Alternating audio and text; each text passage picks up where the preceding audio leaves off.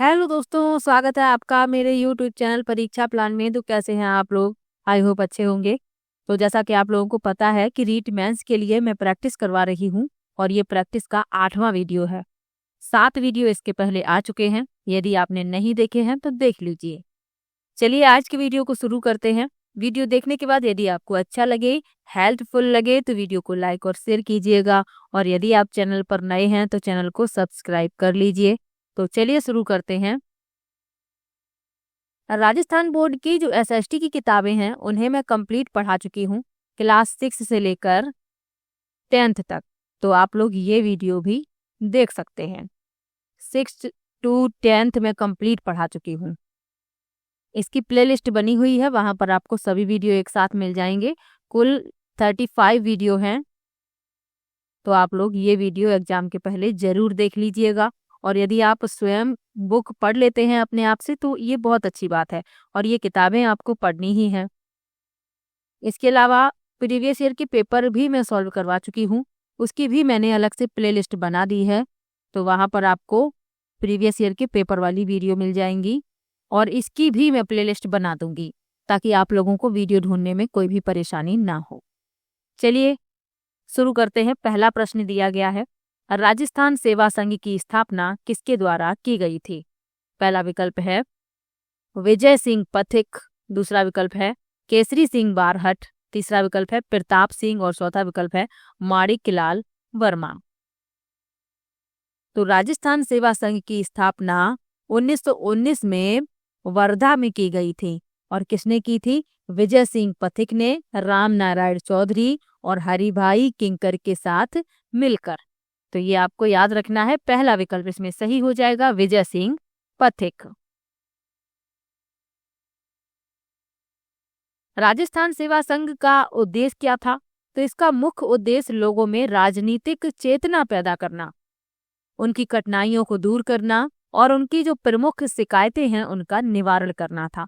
तो ये भी साथ में याद रखिएगा, पहला विकल्प इसमें सही हो जाएगा। चलिए आगे बढ़ते हैं। अगला प्रश्न दिया गया है, जगनिवास लेक पैलेस किस झील पर स्थित है? पहला विकल्प है राजसमंद झील, दूसरा विकल्प है फतेह सागर झील, तीसरा विकल्प है पिछोला झील और चौथा विकल्प है फाय सागर। तो जगनिवास यानी कि लेक पैलेस ये पिछोला झील पर स्थित है। सी विकल्प इसमें सही हो जाएगा। और ये जो झील है पिछोला झील, इस पर 4 द्वीप हैं। तो ये भी याद रखिएगा। और विकल्प लिखे हुए हैं उनके बारे में जान लीजिए। राजसमंद झील, इ- इसका निर्माण महाराणा राज सिंह द्वारा 1662 ईस्वी में कांकरौली में प्रारंभ किया गया था और 1676 ईस्वी में इसका निर्माण पूरा हुआ था। फतेह सागर झील ये कहाँ पर है? तो ये उदयपुर में है। और फाय सागर अजमेर में। और अजमेर में अंग्रेज इंजीनियर फाय के नेतृत्व में इसे बनवाया गया था, तो इसीलिए इसका नाम फाय सागर झील रख दिया गया। तो ये भी साथ में याद रखिएगा। इसमें आपका सी विकल्प सही है। चलिए आगे बढ़ते हैं। अगला प्रश्न दिया गया है, टायर ट्यूब कारखाना कहाँ स्थित है? पहला विकल्प है कांकरौली, दूसरा विकल्प है बाड़मेर, तीसरा विकल्प है अजमेर और चौथा विकल्प है उदयपुर। तो टायर ट्यूब कारखाना कांकरौली में स्थित है, पहला विकल्प इसमें सही हो जाएगा। चलिए आगे बढ़ते हैं, अगले प्रश्न पर चलते हैं। अगला प्रश्न दिया गया है, राजस्थान का कौन सा राजघराना एक लिंग जी के रूप में शिव की उपासना करता है? पहला विकल्प है मेवाड़, दूसरा विकल्प है मारवाड़, तीसरा विकल्प है कोटा और चौथा विकल्प है जयपुर।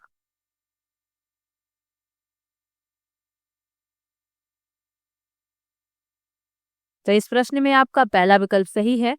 राजस्थान का राजघराना है मेवाड़। ये एक लिंग जी के रूप में शिव की उपासना करता है। तो ये आपको याद रखना है, पहला विकल्प इसमें सही हो जाएगा। चलिए आगे बढ़ते हैं। अगला प्रश्न दिया गया है, गुरुद्वारा बुढ़ा जोहड़ किसके पास स्थित है? पहला विकल्प है रायसिंह नगर, दूसरा विकल्प है चुरू, तीसरा विकल्प है फतेहपुर शेखावाटी और चौथा विकल्प है कोटा। तो गुरुद्वारा बुड्ढा जोहर गुरुद्वारा श्री गंगानगर जिले की रायसिंह नगर तहसील में स्थित है। तो ये कहाँ पर है? रायसिंह नगर में। और ये रायसिंह नगर तहसील जो है ये श्री गंगानगर जिले में आती है।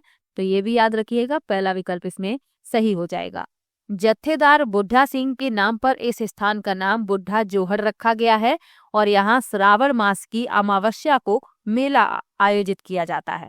तो ये भी साथ में याद रखिएगा, पहला विकल्प इसमें सही हो जाएगा। चलिए आगे बढ़ते हैं, अगले प्रश्न पर चलते हैं। अगला प्रश्न दिया गया है, सक्कर पीर बाबा का लोकप्रिय नाम क्या है? पहला विकल्प है गोगा मेड़ी मंदिर, दूसरा विकल्प है गरीब नवाज दरगाह, तीसरा विकल्प है नरहड़ दरगाह और चौथा है निजामुद्दीन औलिया दरगाह।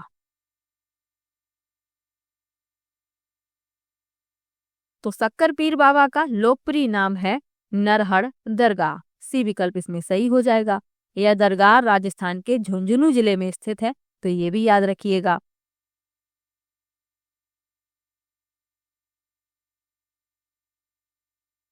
गरीब नवाज दरगाह कहाँ पर है? तो ये अजमेर है। जो ख्वाजा मोइनुद्दीन चिश्ती की दरगाह है उसे ही गरीब नवाज दरगाह कहा जाता है और ये अजमेर में स्थित है। तो साथ में ये भी याद रखिएगा। और गोगा मेड़ी मंदिर ये कहाँ पर है? तो गोगा मेड़ी मंदिर हनुमानगढ़ जिले में है, ये आपको याद रखना है। और नरहड़ दरगाह के बारे में आपको बता ही दिया, ये झुंझुनू जिले में है। और निजामुद्दीन औलिया दरगाह ये कहाँ पर है? ये दिल्ली में है। तो ये सब भी साथ में याद रखिएगा। आपका कोई भी प्रश्न गलत नहीं होना चाहिए। इसमें आपका सी विकल्प सही है। चलिए आगे बढ़ते हैं, अगले प्रश्न पर चलते हैं। अगला प्रश्न दिया गया है, रामसागर वन विहार अभ्यारण्य किस जिले में स्थित है? पहला विकल्प है जैसलमेर, दूसरा विकल्प है चुरू, तीसरा विकल्प है प्रतापगढ़ और चौथा विकल्प है धौलपुर। तो रामसागर वन विहार अभ्यारण्य ये धौलपुर जिले में है, डी विकल्प इसमें सही हो जाएगा। चलिए आगे बढ़ते हैं।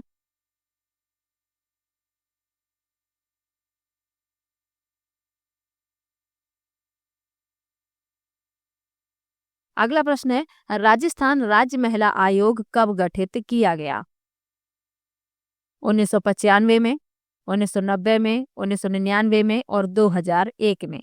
तो कब गठित किया गया था ये पूछा गया है। तो वर्ष 1999 में राजस्थान राज्य महिला आयोग की स्थापना की गई थी, सी विकल्प इसमें सही हो जाएगा।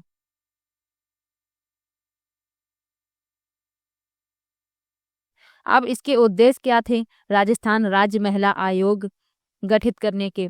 तो राजस्थान के राज्य भर में पीड़ित महिलाओं की शिकायतों का निवारण करना, महिलाओं के हितों की रक्षा करना, महिलाओं से संबंधित मौजूदा कानूनों की समीक्षा करना और सरकार से महिलाओं को न्याय दिलाने के लिए संशोधन करने का अनुरोध करना।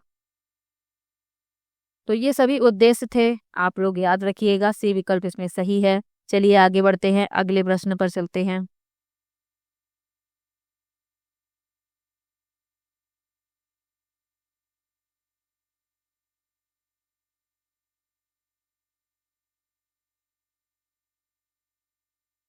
अगला प्रश्न दिया गया है, राजस्थान का राजकीय पक्षी है? पहला विकल्प है मोर, दूसरा विकल्प है तोता, तीसरा विकल्प है गोडावन और चौथा विकल्प है बुलबुल। तो आप सभी लोगों को पता है कि राजस्थान का राजकीय पक्षी गोडावन है, सी विकल्प इसमें सही हो जाएगा। अब यदि आपसे पूछ लिया जाए कि राजस्थान का राजकीय वृक्ष क्या है, तो राजस्थान का राजकीय वृक्ष है खेजड़ी का वृक्ष। राजस्थान का राजकीय पशु क्या है? तो वह है चिंकारा। घरेलू राजकीय पशु कौन सा है? तो वह है ऊंट।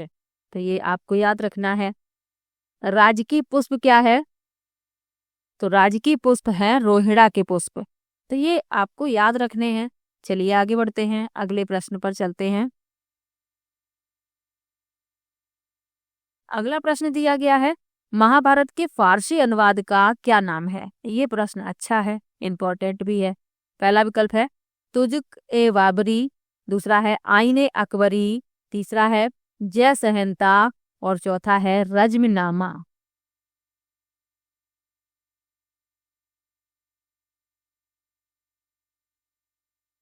अब इस प्रश्न में पूछा गया है कि महाभारत के फारसी अनुवाद का नाम क्या है, लेकिन आपको ये भी तो पता होना चाहिए कि महाभारत का फारसी अनुवाद किया किसने था।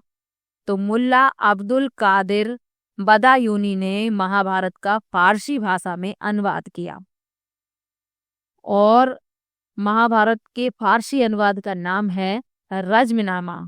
डी विकल्प सही हो जाएगा।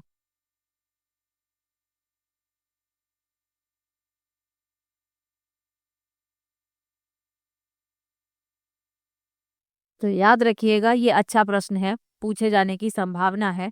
चलिए आगे बढ़ते हैं। बोरला आभूषण कहाँ पहना जाता है? पहला विकल्प है कलाई पर, दूसरा विकल्प है माथे पर, तीसरा है बाजू और चौथा है नाक।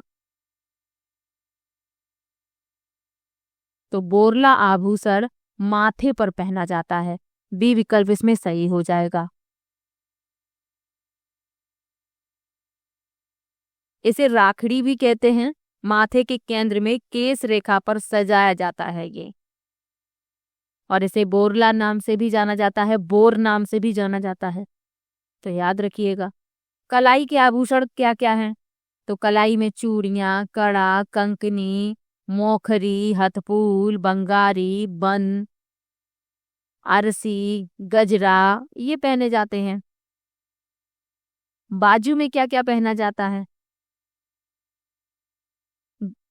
हरपन, आरत, तड़ो ये बाजू में पहने जाते हैं। नाक में क्या क्या पहना जाता है? नाक में बाली पहनी जाती है, लौंग, नथ, चोप, बुलाक ये नाक में पहने जाते हैं।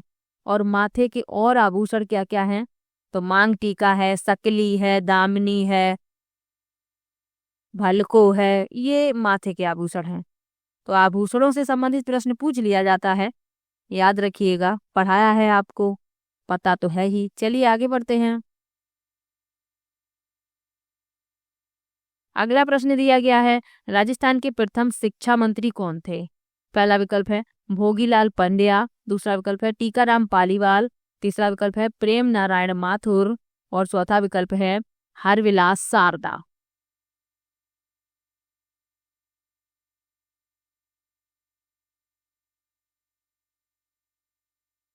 तो राजस्थान के प्रथम शिक्षा मंत्री थे प्रेम नारायण माथुर। सी विकल्प इसमें सही हो जाएगा। अब यदि पूछ लिया जाए कि राजस्थान के पहले मुख्यमंत्री कौन थे, तो हीरालाल शास्त्री। राजस्थान के प्रथम राज्यपाल कौन थे? तो सरदार गुरमुख निहाल सिंह। तो ये आप याद रखिएगा साथ में। और प्रथम शिक्षा मंत्री पूछे गए हैं, फिर प्रेम नारायण माथुर थे। सी विकल्प इसमें सही हो जाएगा। चलिए आगे बढ़ते हैं। कजली तीज कहाँ मनाई जाती है? पहला विकल्प है जयपुर, दूसरा विकल्प है जोधपुर, तीसरा विकल्प है बूंदी और चौथा विकल्प है उदयपुर। तो कजली तीज मनाई जाती है बूंदी में। सी विकल्प इसमें सही हो जाएगा, कई बार आपको बताया है। चलिए आगे बढ़ते हैं। अगला प्रश्न दिया गया है, आधुनिक पंचायती राज का शुभारंभ कब हुआ? पहला विकल्प है 2 अक्टूबर 1959, दूसरा है 2 अक्टूबर 1952, तीसरा है 2 अक्टूबर 1957 और चौथा है 12 अक्टूबर 1993। तीसरा 12 अक्टूबर 1957 है, सॉरी मैंने जल्दी में 2 अक्टूबर बोल दिया इसको भी। तो आधुनिक पंचायती राज का शुभारंभ कब हुआ था? तो ये हुआ था 2 अक्टूबर 1959 को। पहली पंचायती राज व्यवस्था का उद्घाटन प्रधानमंत्री पंडित जवाहरलाल नेहरू ने 2 अक्टूबर 1959 को राजस्थान के नागौर में किया था। ये भी आपको याद रखना है, जिला यदि पूछ लिया जाए तो आपको याद रखना है नागौर। चलिए आगे बढ़ते हैं। पहला विकल्प इसमें सही है, ध्यान रखिएगा, इंपॉर्टेंट प्रश्न है। चलिए आगे बढ़ते हैं। राजस्थान का भौगोलिक क्षेत्रफल लगभग किसके बराबर है? पहला विकल्प है कनाडा, दूसरा विकल्प है जर्मनी, तीसरा विकल्प है फ्रांस और चौथा विकल्प है ऑस्ट्रेलिया। तो राजस्थान जो है भारत का सबसे बड़ा राज्य है क्षेत्रफल की दृष्टि से, और इसका क्षेत्रफल लगभग जर्मनी के बराबर है। याद रखिएगा, अच्छा प्रश्न है, इंपॉर्टेंट है।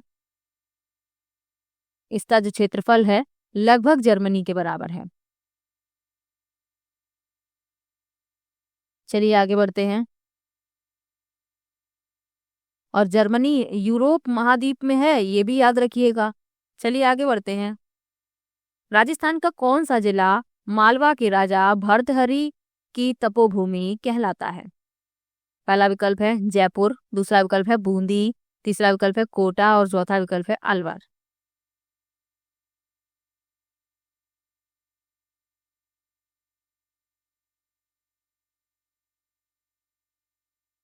तो राजस्थान का कौन सा जिला मालवा के राजा भर्तहरि की तपोभूमि कहलाता है? तो वह है अलवर। डी विकल्प इसमें सही हो जाएगा। चलिए आगे बढ़ते हैं, अगले प्रश्न पर चलते हैं। अगला प्रश्न है राजस्थान का कौन सा जिला घग्गर मैदान का भाग है?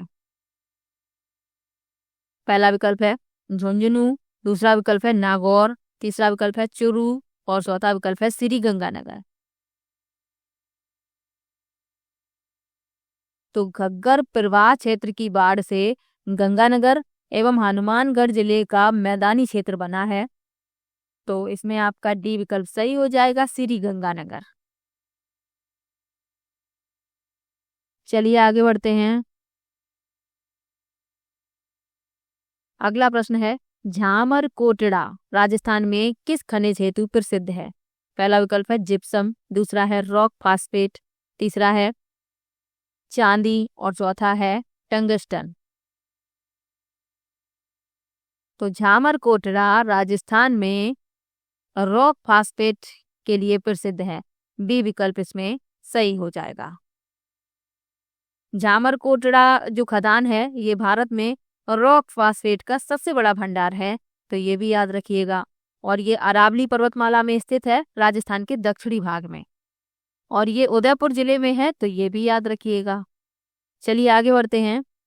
और राजस्थान को खनिजों का अजायब घर कहा जाता है, ये भी याद रखिएगा।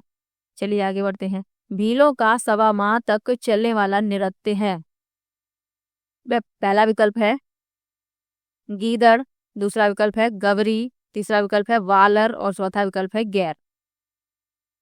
तो भीलों के प्रमुख नृत्य पहले आपको याद होने चाहिए, कौन कौन से हैं।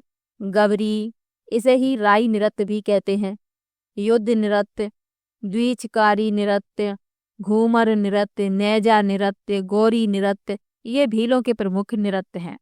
अब इसमें पूछा गया है कि सवा माह तक चलने वाला नृत्य कौन सा है?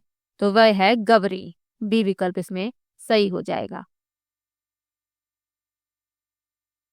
इसे राई नृत्य भी कहते हैं और ये सबसे पुरानी लोक नाट्य कला है, तो ये भी याद रखिएगा।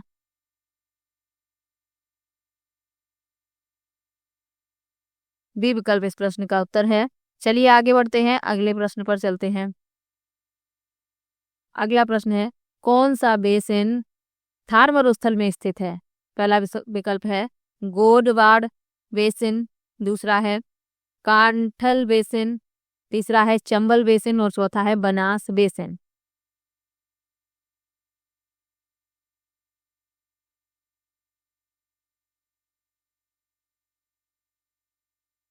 तो थार का जो मरुस्थल है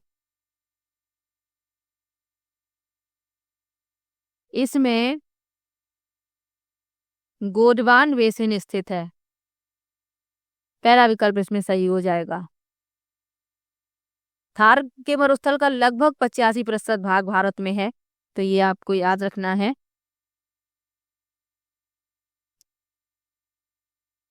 और गोडवाड़ बेसिन राजस्थान में थार रेगिस्तान का एकमात्र प्रवाह बेसिन है, तो ये भी याद रखिए, पहला विकल्प इसमें सही है। चलिए आगे बढ़ते हैं, अगले प्रश्न पर चलते हैं।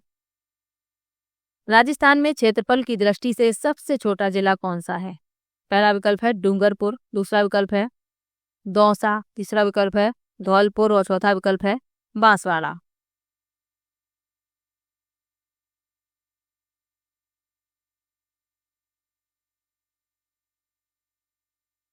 तो राजस्थान का सबसे बड़ा जिला है जैसलमेर और सबसे छोटा है धौलपुर। सी विकल्प इसमें सही हो जाएगा।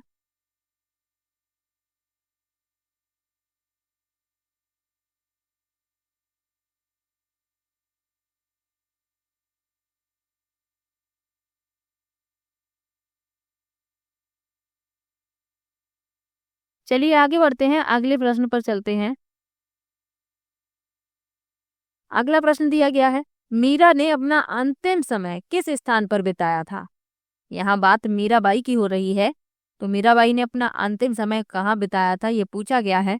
पहला विकल्प है मेड़ता, दूसरा विकल्प है वृंदावन, तीसरा विकल्प है द्वारका और चौथा विकल्प है अहमदाबाद। तो मीराबाई को राजस्थान की राधा कहा जाता है, ये आपको याद रखना है। अब इसमें पूछा गया है कि किस स्थान पर अंतिम समय उन्होंने बिताया है, तो द्वारका में। सी विकल्प इसमें सही हो जाएगा।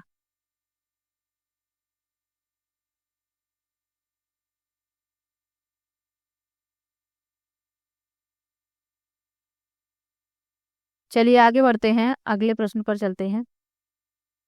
1857 के विद्रोह के बाद किस रियासत की तोपों की सलामी कम कर दी गई थी। पहला विकल्प है बूंदी, दूसरा विकल्प है डूंगरपुर, तीसरा विकल्प है जोधपुर और चौथा विकल्प है कोटा। तो 1857 के विद्रोह के बाद कोटा रियासत की तोपों की सलामी को कम कर दिया गया था और 17 से घटाकर 13 कर दिया गया था। तो डी विकल्प इसमें सही हो जाएगा। 1857 के विद्रोह के दौरान कोटा के शासक महाराव राम सिंह थे, तो ये भी याद रखिएगा। डी विकल्प इसमें सही है। अगला प्रश्न है, बीसलपुर बांध किस नदी पर स्थित है। पहला विकल्प है बेडच, दूसरा है चंबल, तीसरा है कोठारी और चौथा है बनास। तो बीसलपुर बांध किस नदी पर स्थित है, बनास नदी पर। डी विकल्प इसमें सही हो जाएगा। और ये किस जिले में है, तो टोंक जिले में है, ये भी याद रखिएगा। चलिए आगे बढ़ते हैं, अगले प्रश्न पर चलते हैं। छप्पन का मैदान कहाँ स्थित है। पहला विकल्प है बाड़मेर, दूसरा विकल्प है भरतपुर, तीसरा विकल्प है बांसवाड़ा और चौथा विकल्प है उदयपुर। तो छप्पन का मैदान बांसवाड़ा में स्थित है, प्रतापगढ़ और बांसवाड़ा क्षेत्रों के बीच स्थित है, तो ये भी याद रखिएगा। और 56 गांव होने के कारण इसे छप्पन का मैदान कहा जाता है। सी विकल्प इसमें सही है।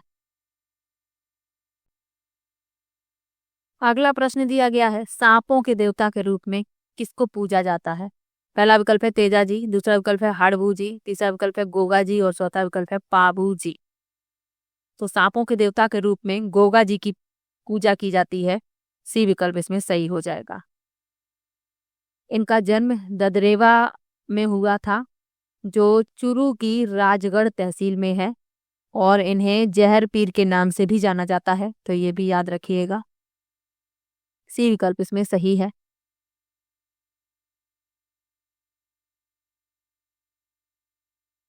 चलिए आगे बढ़ते हैं, अगले प्रश्न पर चलते हैं। और ये जो सभी लोक देवता हैं, इन सभी के बारे में डिटेल में मैंने क्लास 10th वाली बुक में पढ़ाया है। यदि आपने वीडियो नहीं देखी है तो देख लीजिए, आपको सभी के बारे में डिटेल में पढ़ने के लिए मिल जाएगा। चलिए आगे बढ़ते हैं। पृथ्वीराज रासों के रचनाकार थे। पहला विकल्प है नागरचंद, दूसरा विकल्प है चंद बरदाई, तीसरा विकल्प है मोहम्मद जायसी और चौथा विकल्प है जयानक। तो पृथ्वीराज रासों के रचनाकार थे चंद बरदाई। बी विकल्प इसमें सही हो जाएगा। और ये जो पृथ्वीराज रासो है एक ब्रज भाषा कविता है, तो ये भी आपको याद रखना है, और चंद बरदाई द्वारा इसे लिखा गया है। यह कविता 12वीं सदी के भारतीय राजपूत राजा पृथ्वीराज चौहान के बारे में है, तो ये भी याद रखिएगा। चलिए आगे बढ़ते हैं, अगले प्रश्न पर चलते हैं। अगला प्रश्न है, कालीबंगा सभ्यता की खोज किस नदी के तट पर हुई थी। पहला विकल्प है बनास, दूसरा है द्रसद्वती, तीसरा विकल्प है चंबल और चौथा विकल्प है बेड़च। तो कालीबंगा सभ्यता की खोज द्रस्द्वती नदी के तट पर हुई थी। बी विकल्प इसमें सही हो जाएगा। कालीबंगा जो है ये राजस्थान के हनुमानगढ़ जिले में स्थित है, तो ये भी याद रखिएगा। चलिए आगे बढ़ते हैं, अगले प्रश्न पर चलते हैं। अगला प्रश्न है, मत्स्य संघ के प्रधानमंत्री कौन थे? पहला विकल्प है शोभाराम कुमावत, दूसरा विकल्प है माणिकलाल वर्मा, तीसरा विकल्प है हीरालाल शास्त्री और चौथा विकल्प है टीकाराम पालीवाल। तो मत्स्य संघ अलवर, भरतपुर, करौली और धौलपुर के संलयन द्वारा बनाया गया था, यानी इन्हें इकट्ठा करके बनाया गया था। और मत्स्य संघ के प्रधानमंत्री थे शोभाराम कुमावत। पहला विकल्प इसमें सही हो जाएगा। चलिए आगे बढ़ते हैं, अगले प्रश्न पर चलते हैं। अगला प्रश्न है, राजस्थान राज्य में सर्वाधिक क्षेत्रफल पर किस फसल की खेती होती है? पहला विकल्प है गेहूं, दूसरा विकल्प है चावल, तीसरा विकल्प है मक्का और चौथा विकल्प है बाजरा। तो बाजरा जो है राजस्थान राज्य में सबसे बड़े क्षेत्र में उगाया जाता है। डी विकल्प इसमें सही हो जाएगा। इसके अलावा गेहूं भी यहाँ पर पैदा किया जाता है, मक्का, जीरा, जौ, लेकिन बाजरा सर्वाधिक क्षेत्रफल पर उगाया जाता है। चलिए आगे बढ़ते हैं, अगले प्रश्न पर चलते हैं। अगला प्रश्न है, हरे कबूतरों हेतु कौन सा उद्यान प्रसिद्ध है? पहला विकल्प है सरिस्का, दूसरा विकल्प है घाना पक्षी विहार, तीसरा है रणथंभौर और चौथा है सीता माता अभयारण्य। तो सरिस्का अभयारण्य हरे कबूतरों के लिए प्रसिद्ध है। पहला विकल्प इसमें सही हो जाएगा। तो आज मैंने कुल 31 प्रश्न लिए हैं। किसी भी प्रश्न में आपको डाउट हो आप कमेंट बॉक्स में जरूर लिखिएगा, और वीडियो कैसा लगा ये भी कमेंट में जरूर बताइएगा। और अभी तक जितनी वीडियो आ चुकी हैं, यदि आपने नहीं देखी हैं तो देख लीजिए। अभी आप साथ में देखते चलिए तो आपको परेशानी नहीं होगी, और आपके ये सभी प्रश्न भी तैयार होते जाएंगे। ये सभी प्रश्न परीक्षा की दृष्टि से बहुत ही ज़्यादा महत्वपूर्ण हैं, तो आप लोग इन वीडियो को जरूर देखिएगा। और इसके अलावा एसएसटी वाली वीडियो यदि नहीं देखी हैं तो आपको इस वीडियो के डिस्क्रिप्शन में प्लेलिस्ट का लिंक मिल जाएगा। उस प्लेलिस्ट में सभी वीडियो आपको एक साथ मिल जाएंगी। तो चलिए मिलते हैं नेक्स्ट वीडियो में। वीडियो कैसा लगा कमेंट में ज़रूर बताइएगा, और वीडियो को लाइक कीजिएगा और शेयर भी कीजिएगा। और किसी भी प्रश्न में आपको डाउट हुआ करे आप कमेंट बॉक्स में ज़रूर लिखा कीजिए। मैं सभी का कमेंट पढ़ती हूँ और सभी को रिप्लाई भी देती हूँ। तो चलिए मिलते हैं नेक्स्ट वीडियो में, तब तक के लिए बाय बाय।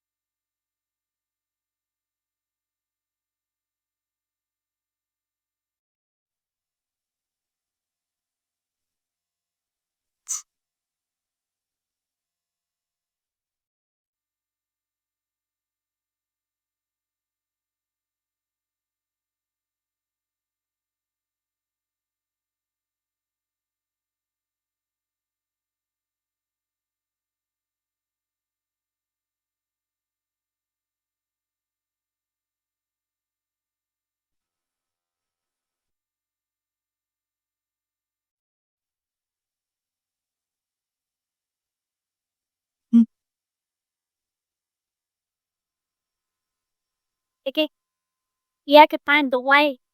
Asungai.